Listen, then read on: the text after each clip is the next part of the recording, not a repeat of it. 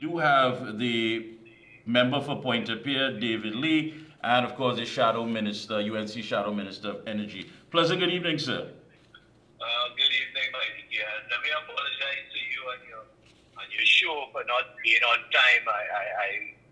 I was caught up in a meeting for local government elections, and the local government judgment from the Privy Council is being given out tomorrow morning Yes. at 8:30 our time. So we Yes. had a major meeting in respect to local government elections. So I really apologize. Well, it's live TV and these things happen, but it adds to the drama. So I need to thank you for that. So now people know, keep an eye out tomorrow, 8:30 our time, on that ruling on the local government as far as that issue. You said that the weekend's oil spill in Faizabad has raised serious concerns about the integrity of the key assets such as pipelines, equipment, and all infrastructure. As a matter of fact, one of the residents claimed that this was the second oil leak in 9 months, but it was worse. And she said that they would like to see put in place a contingency plan so this does not happen again. Tell us, please. I mean, what's basically happening here? Because we have the acting Prime Minister and acting Minister of Energy saying that citizens and residents are basically building on the pipeline. And one would think that that would be illustrated and basically managed that that wouldn't happen. So share with us, please. Well, from the information that I have, Mikey, that one of the issue that I have as the Shadow Minister of Energy is that the whole integrity aspect of the asset, the infrastructure of these pipelines and equipment that Heritage would have inherited or taken over from Petrotrin. Now, these critical pieces of infrastructure like the pipelines that the oil passes through, we do not feel that, and it is what is bearing out fruit is that Heritage Petroleum has not put back the kind of infrastructure or maintenance on these pipelines. And what you are seeing and what was happening in Faizabad over the weekend was where they were testing these pipelines. There's one side is saying that it was an active pipeline by Heritage, meaning that it is a working pipeline.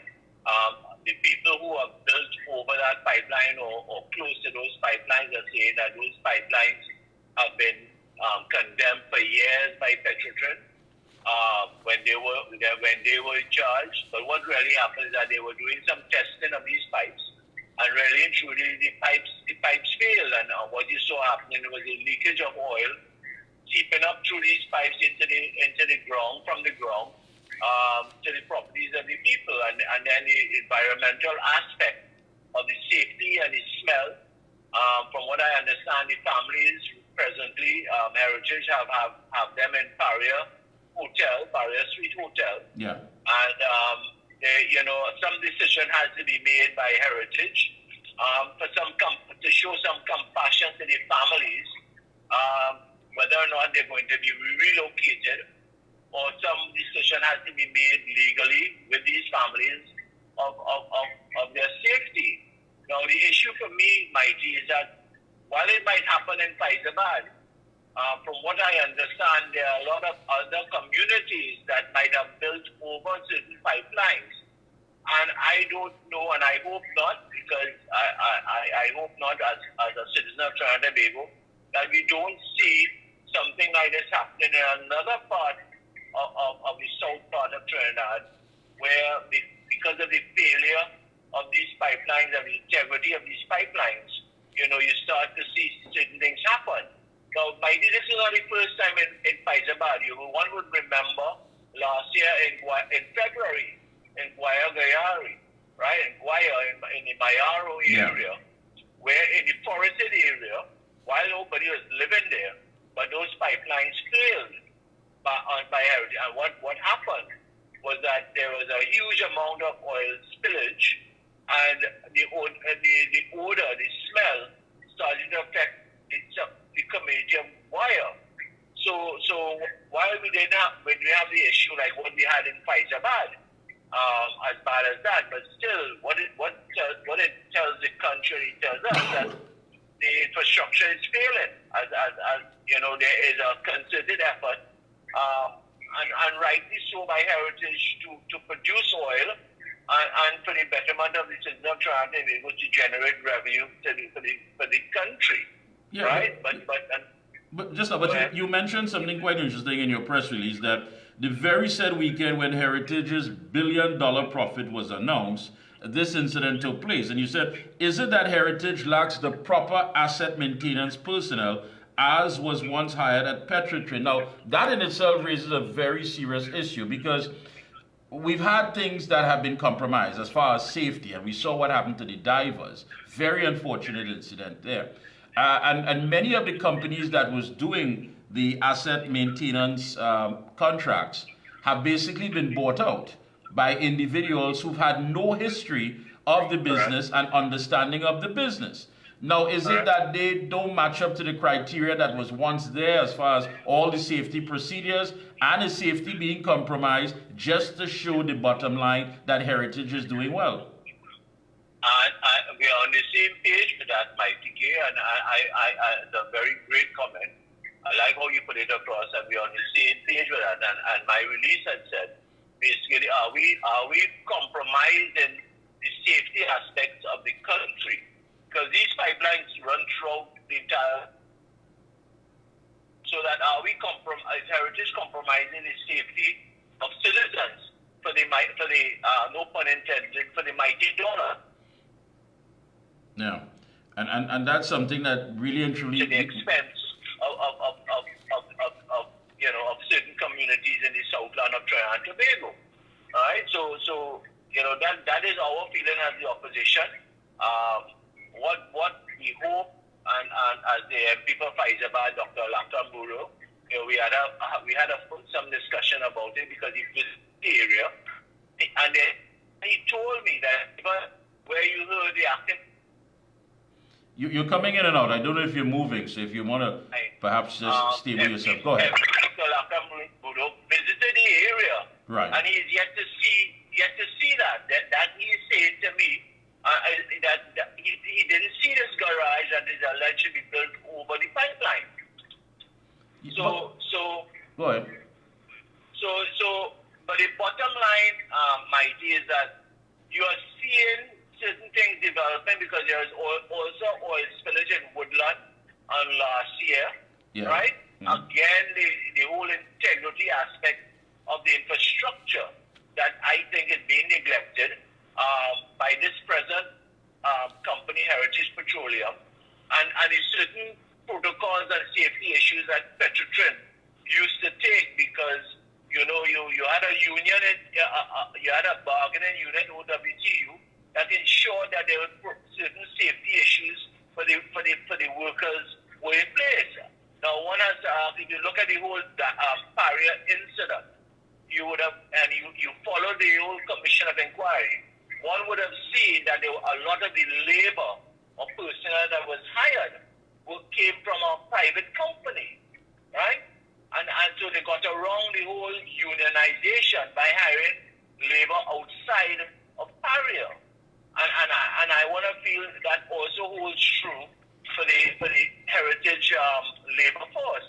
That the labor force does not really belong to Heritage company, but they belong to a private human resource hiring, staffing, manpower company.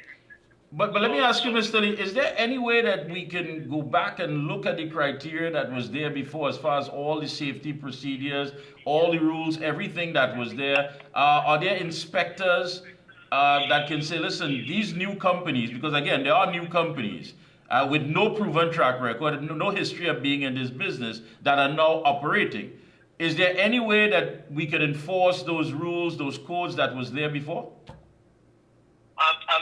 Well, what we are hoping is that Heritage could come before a proper joint select committee of Parliament and discuss those some issues, those same safety issues that you raised, but don't have that meeting in camera, have it in public.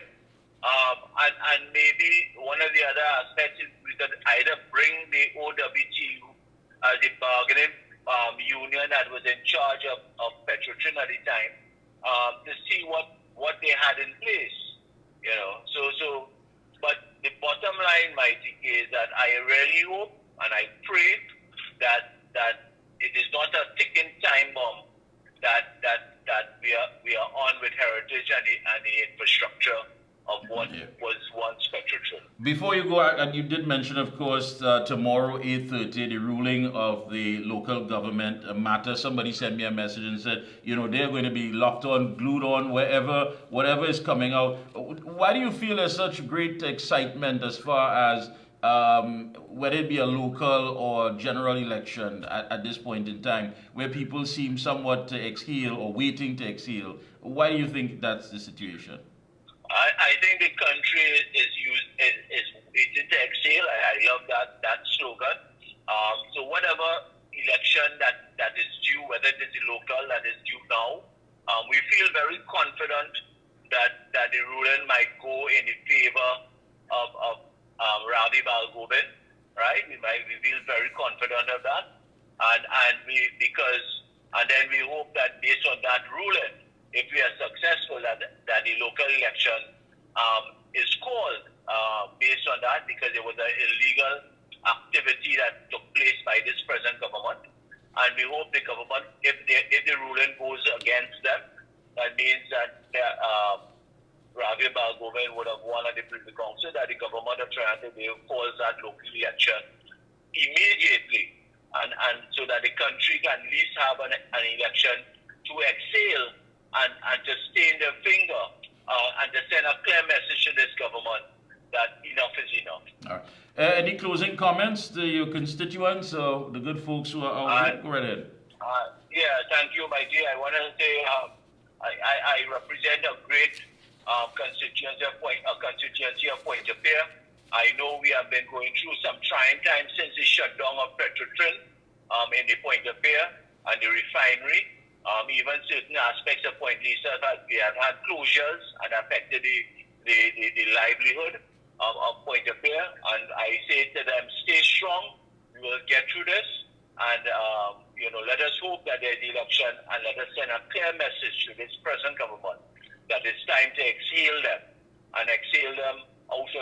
out of running this country. Thank you so much, Mr. Lee. All the best to you, and thank you so much for coming in. I apologize once more to your listeners and viewers. It happens. So please accept. Stay strong, and all the best, and good luck to you and your entire team. Thanks again. Thank you.